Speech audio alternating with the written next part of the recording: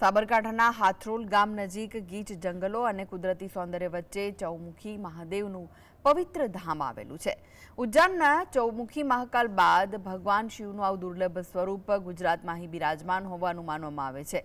લોકવાયકા મુજબ આ મંદિર પાંડવ કાળ જેટલું પ્રાચીન છે। અહીં આવેલા પવિત્ર કુંડ સાથે શ્રી કૃષ્ણની કથા પણ જોડાયેલી છે। મંદિર પરિસરમાં પ્રાચીન શિલ્પો, વાવ, કુંડ અને રહસ્યમય ગુફા પણ જોવા મળે છે। શ્રાવણ માસ અને મહાશિવરાત્રી દરમિયાન અહીં વિશેષ પૂજા અને મેળાનું આયોજન થાય છે। મંદિર બહુ જ જૂનું પુરાણું છે કે જેની ચારે દિશામાં શિવલિંગ 4 દિશાવાળું છે અને 4 દિશામાં 4 દ્વારથી દર્શન થાય છે।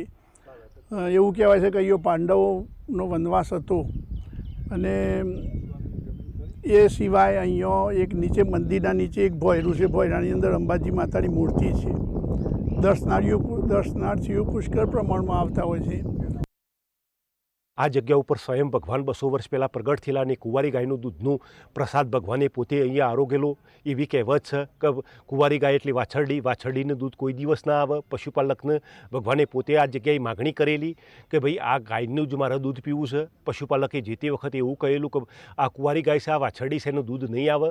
ભગવાને પોતે માગણી કરી, સ્વયં અહીંયા પ્રગટ થઈ, કુંવારી ગાયનું દૂધ લઈ અને ભગવાને અહીંયા પ્રસાદ આરોગેલો